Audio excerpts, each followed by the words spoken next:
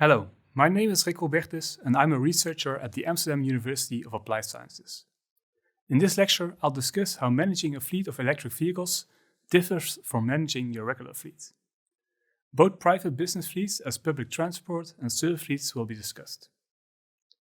Vehicle fleets exist in many different areas, from regular businesses like company car fleets to car-sharing fleets, taxis, transport delivery and service vehicles, or vehicles in the public sector, such as, for instance, police cars, city buses, and garbage trucks. Each of these vehicles are used in different ways, and the management of these fleets is therefore completely different per mobility application. Managing a fleet of vehicles comprises of many components. In this lecture, I will first discuss how the purchase decision is done and which additional considerations are needed for electric vehicles. Secondly, we will look at how driving differs with electric vehicles and which aspects play an important role. Thirdly, we will look at how the design of the charging infrastructure needs for electric vehicles differs. Thereafter, we will look at which monitoring systems can be used. And lastly, we will discuss how fleet management in the public and private sector differ from each other. When building a new fleet or replacing an old one, a fleet manager considers to switch to electric vehicles. A seasoned fleet manager knows that not only the purchase price of the vehicle matters, but also the cost of driving, maintenance, resale value, and some other specific elements like capital cost, uptime, and depreciation period add to the total cost of ownership. Comparing a fleet on its total cost of ownership, often calculated per year or per kilometer, gives the best comparison on the financial consequences of switching to electric cars. Although, if some cost elements are the same or irrelevant, it could be simplified to a differential cost of ownership. For instance, in many cases, the wage of the chauffeur is not calculated, and it helps to make the simplest rule of thumb calculation first. If per kilometer the electricity cost plus depreciation cost of the battery is lower than a fuel cost, an electric vehicle is likely to be more cost efficient than a comparable combustion engine vehicle. Or in other words, the higher upfront investment cost of electric vehicles should be compensated by lower driving and maintenance cost for a reasonable break-even time. When looking for zero-emission alternatives for gasoline or diesel-driven cars, in many cases one finds that currently there are not many electric options available. This picture from Transport and Environment shows that only less than 20 full electric passenger cars models were on the market in 2017. This could mean that a vehicle in your segment with a desired size and range is not yet available. In 2021, we have already passed the 200 mark. The number of different models is growing very fast, meaning that more options will be soon available. Based on product planning information from the OEMs, it is forecasted by 2025 more than 300 different models from nearly all major automobile makers are available, and these are only the legacy automakers, with new electric car manufacturers entering the market.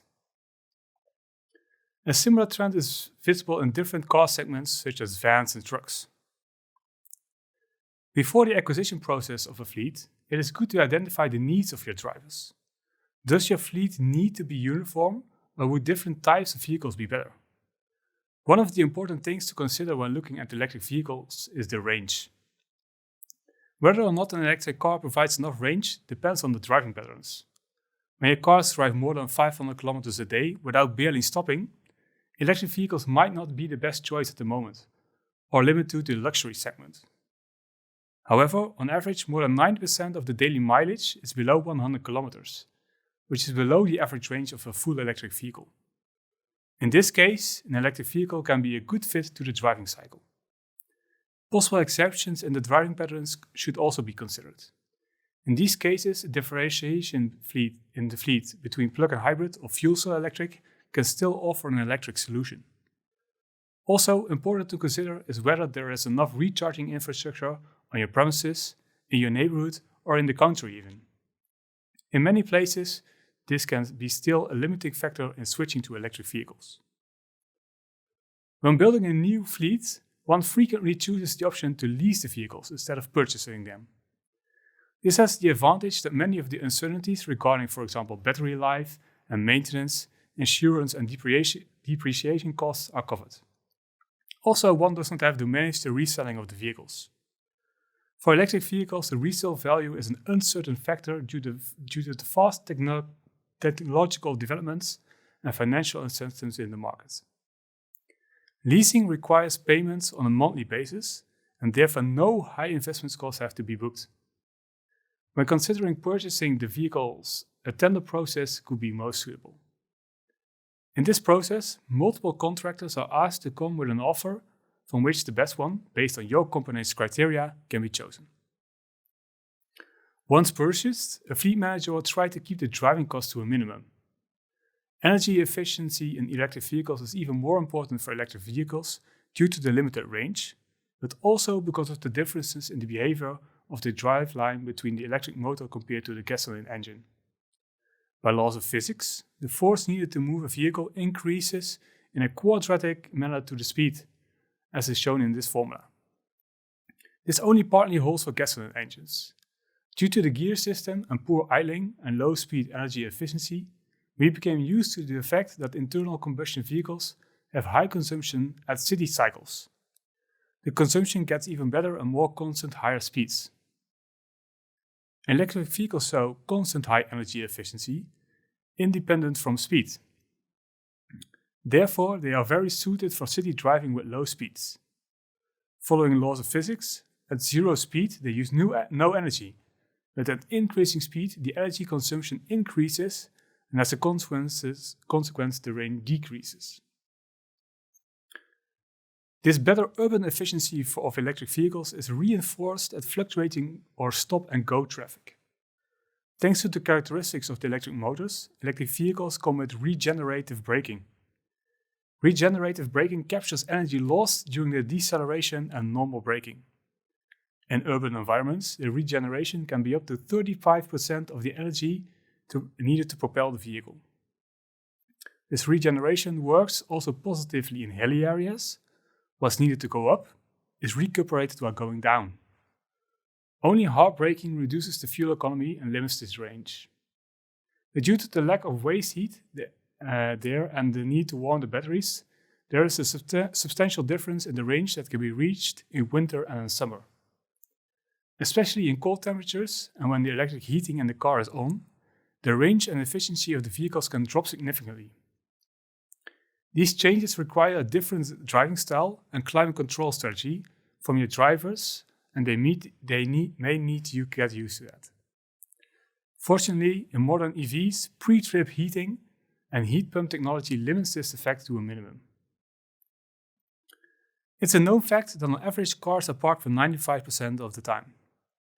The asset utilization rate is therefore very low. In a shared pool system, this can be optimized. This can also be a good way to shift to electric vehicles without creating range anxiety among your drivers. Always the fresh horse available. Keeping a few plug-in hybrid, fuel cell electric or even gasoline-driven vehicles in the pool for longer trips could serve all your driving needs. Going even further is the concept of mobility as a service, in which your drivers can choose between the most suitable modes, which can include public transport and bikes on demand. Recharging the electric car happens in a completely different way compared to refueling gasoline-driven cars. When switching to electric cars, you need to have enough charges at the office or at your depot. But what is enough? This question depends on the number of vehicles and the number of parking spaces. Under or overutilization of charging points can be a sort of complaint. Energy management should also be considered. The grid connection of your building might not have enough capacity to charge a large fleet at once, or upgrading this connection could be costly. Looking for solutions such as smart charging, in which the vehicle is only charged when enough renewable power is available, can significantly reduce costs. Of course, smart charging should not be in conflict with the availability of your vehicles. For accessing charging points on the road, most charging point operators require a charging card or an app. Such charging cards are provided by so-called mobility service providers. These have a similar role as fuel card providers. It should be noted that in many countries, not all charging cards are interoperable with all charging points. So especially when going abroad, planning is needed. Refueling costs are an important aspect of fleet management. Cost of charging can vary significantly from completely free to prices that are more expensive than driving on gasoline. A good overview of the cost of the different chargers can save a lot of money. Experience shows that charging plug-in hybrids can be problematic in business settings. Plug-in hybrids are only more economically efficient than gasoline engines if they are charged enough. Research shows that 50% of all daily trips can be made in the vehicle if it's charged overnight. It is therefore important to motivate the drivers to charge by, for example, offering home charging through gamification or make it obligatory by an energy budget. It is better to use low-power chargers to completely fill your battery and only use fast chargers up to 80% full when needed on the route. The last 20% recharge will take much more energy and time. This is due to the battery characteristics and the thermal battery management system to avoid significant battery degradation when fast charging. Often fast charging, when not needed, is risking unnecessarily reduced lifetime of the battery. In general, the cost of maintenance for electric vehicles is much lower than for fossil fuel-driven cars because of the lower number of wearing components involved. Some studies even show more than 75% reduction in maintenance costs. There are 3 options for doing maintenance of your fleet: doing it in-house, outsourcing the maintenance, or having it contracted as part of the leasing contract. When considering electric vehicles, it is good to note that the number of garages or specialized engineers is limited and special training is needed. In the early market, you are most likely stuck to the dealership for maintenance. Retrofitted vehicles are in some development market segments still the only choice. But be aware that the very limited service network, the custom retrofit builders can be a problem for long-term maintenance and fast help with technical problems. Fleet monitoring is often a process that is quite cumbersome. Drivers have to keep logs of when and how far the car has been driven for which purpose. From this, the fleet manager makes calculations on the fuel economy, expected maintenance, and replacement needs. Most modern electric vehicles are connected and offer already some monitoring functions. As also many other new vehicles are becoming more often connected. The performance of the fleet is available instantly through an app, making the life of an e-fleet manager and also the driver much easier. This talk has been mainly about fleets from a business perspective. Yet fleets are also important for public stakeholders, buses being the most prominent example. If such a fleet is to be switched to fully electric, it is important to consider that longer timescales are needed to recoup the additional investments. Tenders can be adjusted in that respect to favor electric vehicles. Also, policymakers should consider investing into the developing the relevant charging infrastructure, as such costs are nearly zero for conventional driven vehicles. A realistic and cooperative roadmap that safeguards high-quality public service is needed to build successful public electric vehicle fleets and to set a good example for society. Thank you for watching the video on the lecture of the management of electric vehicle fleets.